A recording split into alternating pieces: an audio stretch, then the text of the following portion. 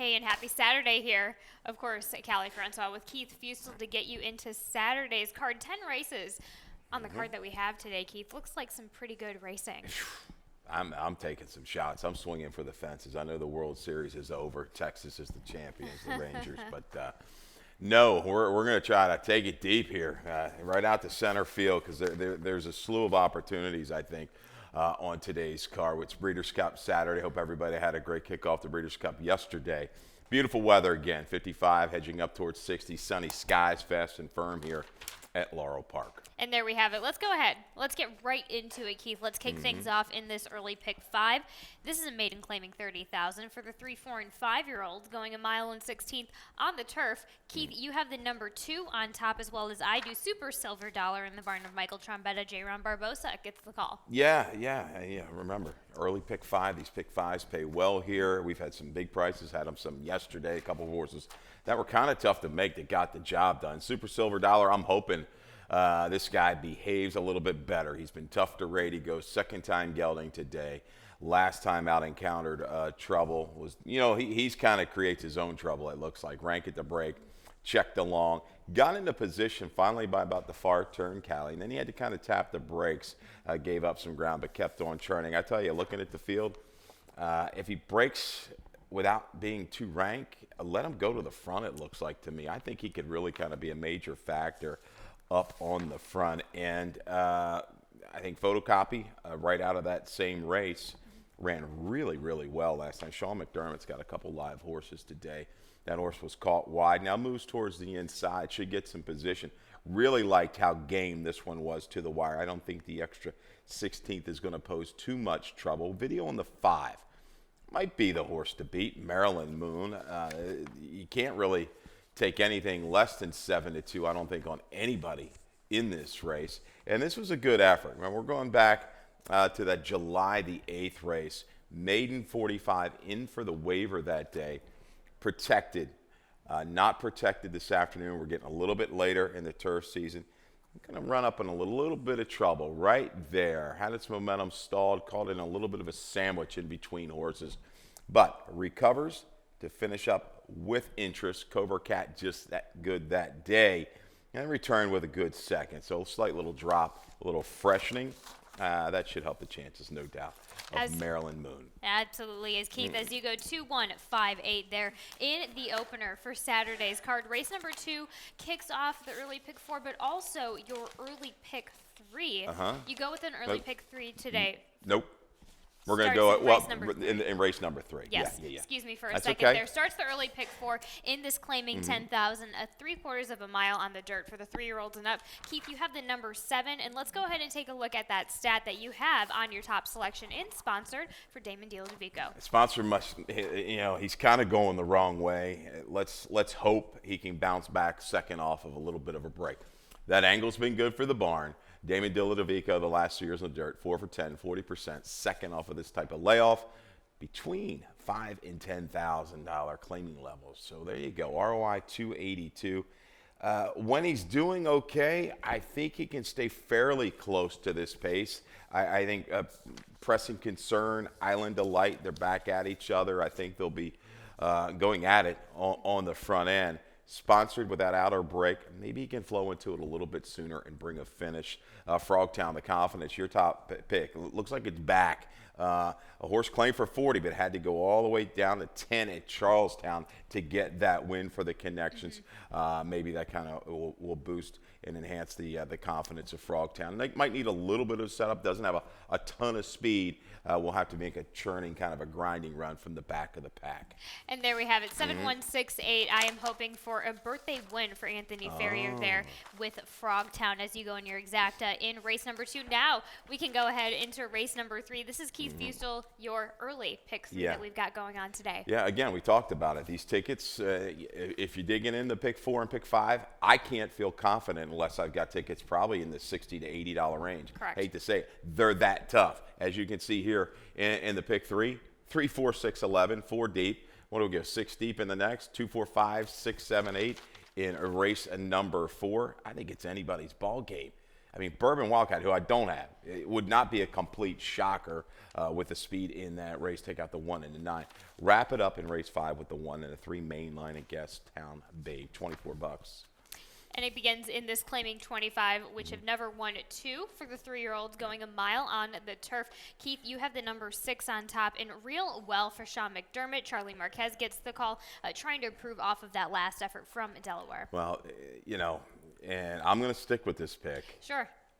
You've got scratches. The 1 was MTU. The 2, Yes. 10, 12, and 13. The 2 is a major, major scratch because I tell you what, that really helps the chances of Dark and Fitzy. He might be able to just go ahead and control things up front. That being said, real well, I thought this horse had a little bit of trouble last time at Delaware. That might not have been caught. 3/8 pole to the quarter pole, was making a little bit of a move to the far turn. Got caught behind a tiring leader, and the leaders just got away from him at that point. He wasn't going to make up that ground that day. He's got some good races against better on this turf course. Take a little shot here. Sean McDermott trying to heat things back up. King Swansboro, Dark and Fitzy. We've got video of their last race, right? Yes. October the 12th. Dark and Fitzy on the front end. King Swansboro at 1,000,000 to 1 this particular day.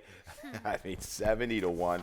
You won't get anything close to that. That was second time Gina Perry, and hung out every step of the way. Makes that charge, tries to make the bid, and gave a really, really good effort from that outer post on October the 12th. Dark and Fitzy able to kind of repel a little bit, and then backs it in just ever so slightly late, very grudgingly. So, hey, Dark and Fitzy gets to go to the front. I think King Swansboro is going to be able to save ground around those turns. He's staying around. It wouldn't be a complete surprise if he turns the table. So there you go, 6-3, 11-4 in race number 3. As mentioned, the scratch of the 1, 2, 10, 12, and 13 as the 11 does draw in there for the third race. Race number 4 is an allowance optional claiming 40,000, going 3/4 of a mile on the dirt for the 3-year-olds and up. Scratch in the 1, scratch in the 9. Keith, you go with the number 8 and Canoodle for Joseph Woodett. Georgie Hernandez gets the call on this one today. This field is 7 now. I look at it and I see some quality speed in here. Obviously, Poji Bonsi have been one of my favorites. Beneath the stars with the blinkers going on, coming out of some really strong races. The Lasix going back on. These two, I think, will definitely give you an honest pace. And Matitude, if she breaks, I think has shown some talent. She could be really forward, working well there, it looks like, for Robbie Bales. But Canoodle interests me. She's run some really good races over this racetrack. She's going, third time now for a new barn. Okay, so Saray, now Woodett. Got in a lot of trouble at Timonium against an open allowance group. Sweet Lemonades come back to run 2 really big races. Peyton Elizabeth won the 2 other than. She's shown the ability to pass sprinting, to sit and make a run from just off of it. I think she's going to be a little bit further back, but that's fine. I think the flow is going to be really honest. And why not take a shot? We've seen, Saray, these horses kind of make some leaps and bounds. The fillies even, you saw a horse like swaying to and fro. Why not take a shot at a big price for a rider you know is going to try, and he's hit the board and won some races with some big prices. So there you go. Violent Vixen talking to Rodman upstairs. He likes Violent Vixen today, as do I. Blinkers going on. Hasn't been the greatest angle, first time blinkers for this barn. But I like the form that she's held. She had, a little bit of excuse at Pimlico, a lone speed chaser against Poji Bonsi. I think she'll set up shop just off the leaders. Might get first run into the stretch, and she'll fight you. So there you go. And the 4, Mama's G Wish. She's gonna fall into a beautiful trip with a decent break today. So I go 8, 7, 4, 2. Some prices. It looks like in here in race number 4. But Poji Bonsi, man, I've been a fan of her, which is going for 4 straight. She just might take the pressure again and keep on going. As Keith Fusel tries to give you some value in those races. Race number 5 kicks off the Rainbow Pick 6. And Keith, you mentioned about I go with an El Cheapo. Wow. Because, listen, Super El Cheapo, don't think I didn't want to go wider on some of these races.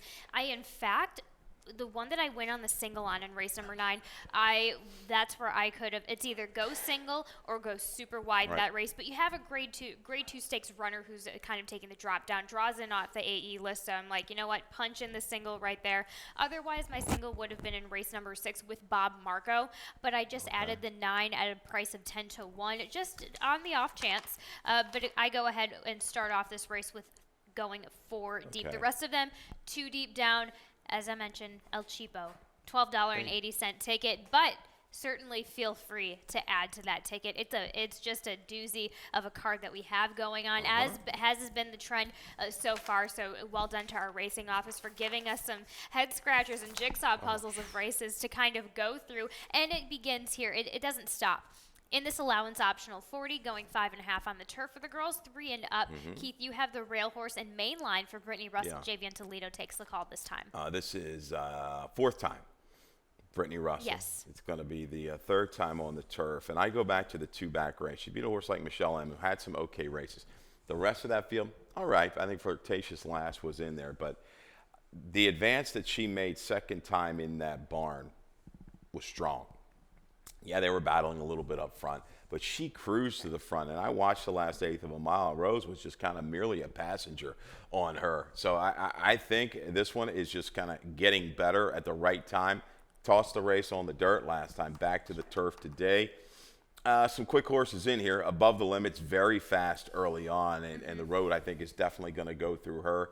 This one can get position. Another horse I like in here is Gastown Babe. We liked her last time. She's in there out of that race with Afandi. Afandi got a little trouble as well. Upper stretch had to wait. But Gastown Babe, here's the kicker. Rated Conley, shifted out, had full momentum coming to mid-stretch. And watch this. La Traviesa coming on out, left-handed stick. Just, I think, threw me off my game just a little bit. You see Gastown Babe switch to the left lead real quick, got back. She was game to the wire. I think it just affected her enough. Man, it's 6-1 that day, too. That was a brutal beat, Callie. But I like her right back. Justin Nixon. Here we go. 139. Afondi's always knocking on the door. Talk about above the limit as the main speed. And the 2. You've got this 2 in here. Ness has been sneaky good, and so with some prices on the turf as well. Scored with the router yesterday. American Unity keeping it perfect, I think, on the grass. But this one, it ran credible behind Gastown Babe last time out and goes outside to inside. Listen, with your selections in above the limit and Afandi, I had trouble leaving those off my ticket as well. In fact, race number 5, I could have gone 6 wide on that ticket. Remember, I gave you an El Cheapo ticket, so add to my structure for this Rainbow Pick 6 that we have going on here today. And we will be right back to talk about the rest of Saturday's card here after this commercial break. Thoroughbred Racing is taking vital steps to make our sports safer. These include the use of independent veterinarians, strict anti-doping and medication controls, and a single national authority empowered to create uniform standards and enforce reforms. With each step, more data is gathered, accountability demanded, and progress made as safety takes the lead. Visit ntra.com/safety for more. And we're back here with things continuing over at Laurel Park. We get back to the dirt in the starter optional 30,000, 3/4 of a mile for the 3-year-olds and up. Keith, you have the number 8 on top on the outside. Foolish Ghost. You're hoping Bob Marco's going to bounce a little bit, but you go with Corrales Chavez. They had a price. Corrales had a price earlier yesterday. Well, and Bob Marco, and we'll show the video in a second. I mean, turning back, route to sprint. Karen's been okay with that. The horse has shown a real ton of speed going along. Can't miss a beat, though, from that inside post. That's going to be the kicker, I think, for Bob Marco today. So Foolish Ghost, first time Corrales gets a work over the racetrack. You go back just a few races, this horse is running 85, 89, really quick. Legitimate excuse last time, gets left at the gate, makes a nice sharp middle move, and just kind of packed it in and protected the last 3/16 of a mile. If this one shoots out of there, Bob Marco's going to have his hands full on the front end because this horse is quick, getting in light with the bug. Corrales, when he strikes, he usually strikes at a fairly good price. So there you go there. I think Street Hustle is the right kind of lay close enough and grind it out kind of style. Some good races over this racetrack, holding good form. Barbosa goes here.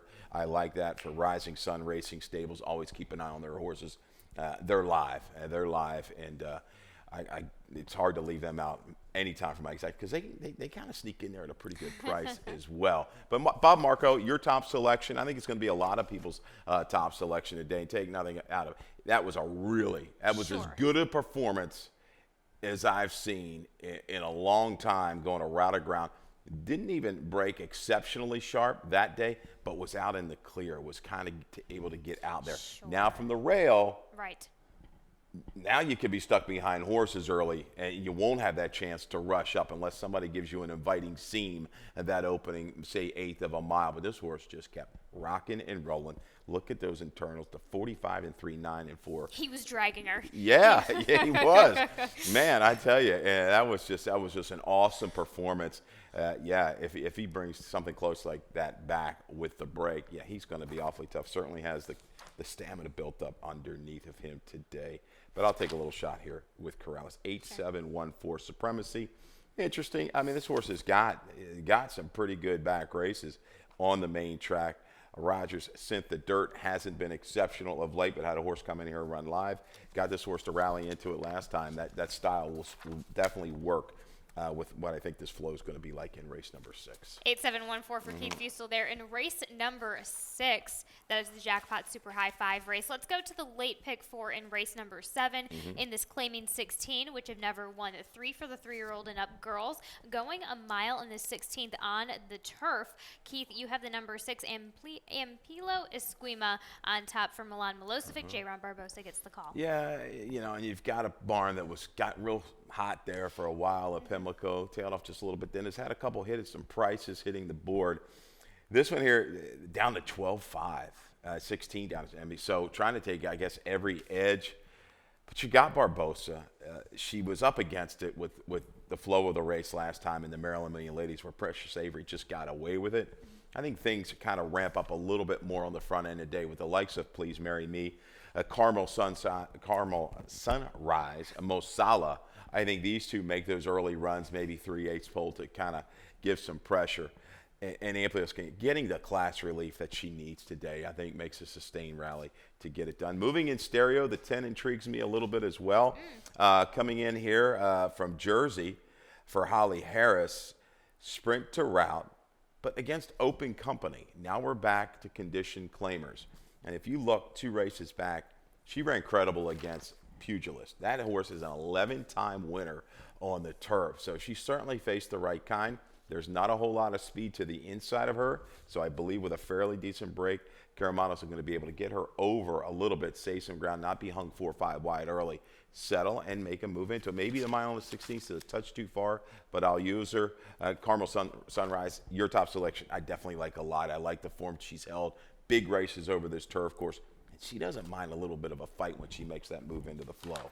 Absolutely not. As Keith Fusel goes at 6'10", 3'5" there for race number 7. Race number 8 is an allowance optional 40. Going on the dirt, mile and 16th to be precise for the girls 3 and up. Keith, you would go with the number 7, Peyton Elizabeth for Jamie Ness.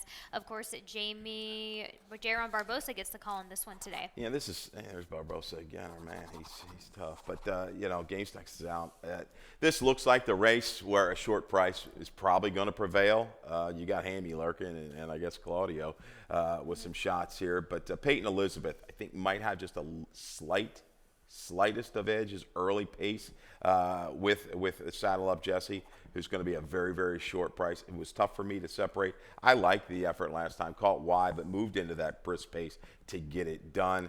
She's just proven time and time again. She's an 11-time winner versus a 2-time winner. But Saddle Up Jesse, obviously showing some talent. We're going to show that last out race.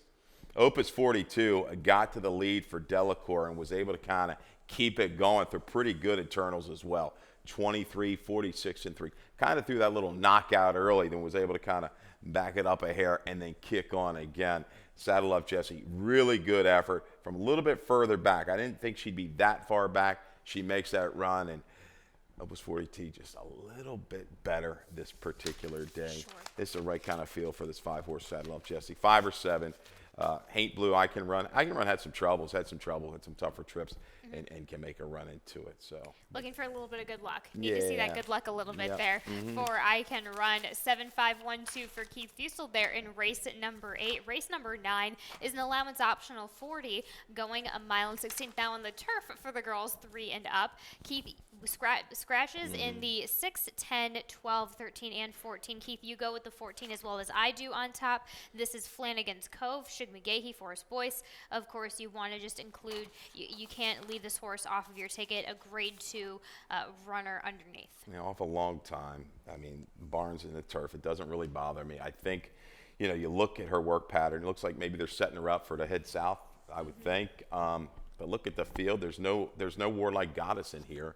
So if she brings like a 92% effort, she might be able to make this run from off the pace. In a race, it's going to have some flow to it, including the other Shug McGahee horse and Gunboat. Will be nursed along by Forest Boyce, no doubt about it on the front end.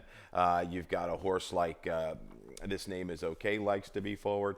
Idicus, I thought, had a big shot. It's going to be scratched down to here. But, 14 is probably all or nothing. She's running those longer kind of marathon type of races. So returning back at a mile and 16th, will it be a little too short?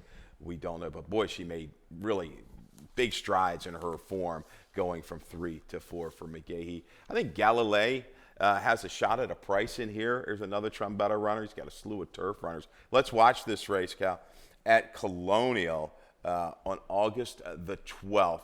Again, caught in between horses a long way. Not the most comfortable of trips for Galilei. And we're going to see this traffic here coming into the stretch, right around the turn and into the stretch. But I think she finishes up okay. This Name Is Okay up front, Tackleary. So she's faced the right kind. She beat a horse like Tufani down there. Tufani was a pretty talented horse we saw run here. So finishing up willingly. Stayed on the dirt last time in that off-the-turf race.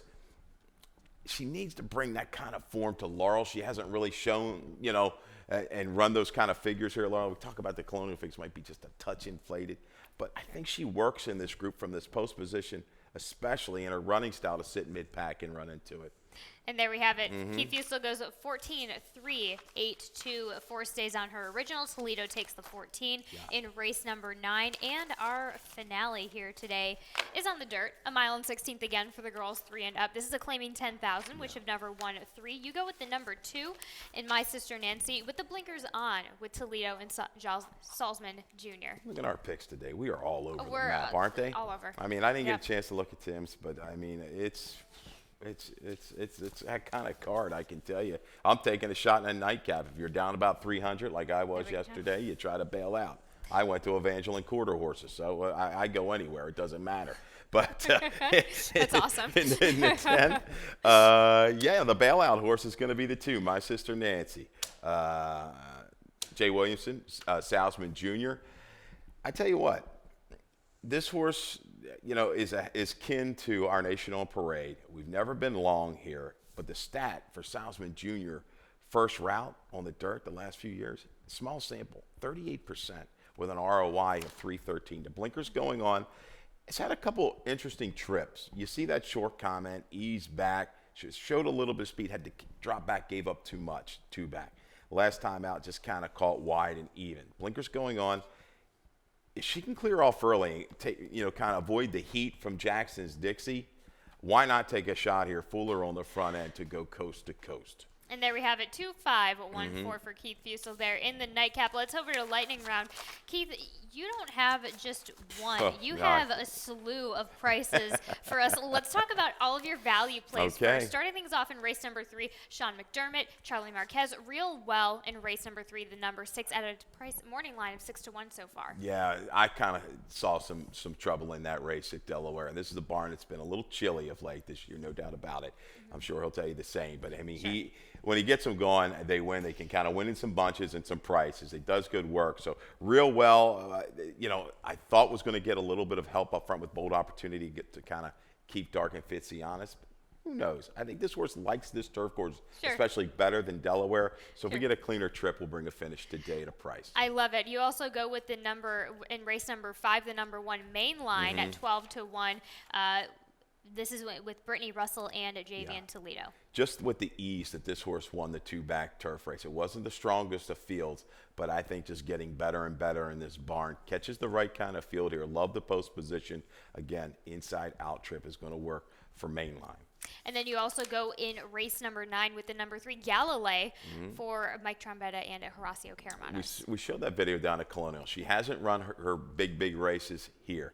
I think today might be the day at a price. Yeah, she confronts a horse like Flanagan's Cove that comes in off the AEs, a couple other good runners. But her post position, her running style, I think she'll be comfortable down inside there, get a little cover and bring a kick. You know, I'll take 10, 12 to 1 on that one. Absolutely. Let's talk about your long shot Hail Mary of the day. In race number 4 in the number 8 Canoodle. Yes. Returning back to that better distance for Joseph Whittet, Georgie Hernandez 20 to 1. Yeah, why not? I mean, Sure. I remember this race. The horse's race at Timonium. When I looked at it, I said, yeah, that was the horse. I said, it was down and vied early. Yeah. Got stopped, checked, tried to make another run, and was going to be much closer. Just was stymied the whole stretch, the short stretch at Timonium, against a decent field. Those horses have come back. Peyton Elizabeth and that winner of Lakes have come back to run big. She's run well, sprinting over this course. Why not? I think it's third time now for a new barn. Give it a shot. Okay, there we have it. Yep. Let's just talk Breeders' Cup. Have you had any time to kind of drizzle over the card a little bit at all? Today, It's hard because we've had to focus on hard races over here in Maryland. yeah, I dug a little bit last night, Okay. looked at some stuff. I'll just talk about the classic. I'm keying Sure. 2 horses. White Alberio, Ushpa Tesoro. That's it. They're going to be my 2 keys Okay. in there. You know, maybe you throw a horse like Proxy or Zandon underneath, I think. Yeah, Zandon, I was looking at even some third race numbers. He's just steady as she comes. I mean, really steady. But those are the 2. They're going to be my keys in there. If I come up with anything later in the day after looking, I'll give you a shout. This is what you need Twitter for. We can. No social media. None of that. I don't need to get caught up in that stuff. Oh gosh, I Nope. did like so looking at the Breeders' Cup, just this dirt sprint, Speedboat Beach. What I love that Baffert did is that he gave this horse a gate work back on October 22nd. Taking a look at that gate, he did that 1 and 11 just a bit on, just a rider was just really bit back. Not quite on the dashboard, but pretty darn close. Super impressed with that effort last time out. So there we have it. That's 3 to 1, but a solid one for Speedboat Beach in the sprint there. And we will now go to Dave Rodman for some more changes and scratches back here for the Maryland races. All right. Good luck.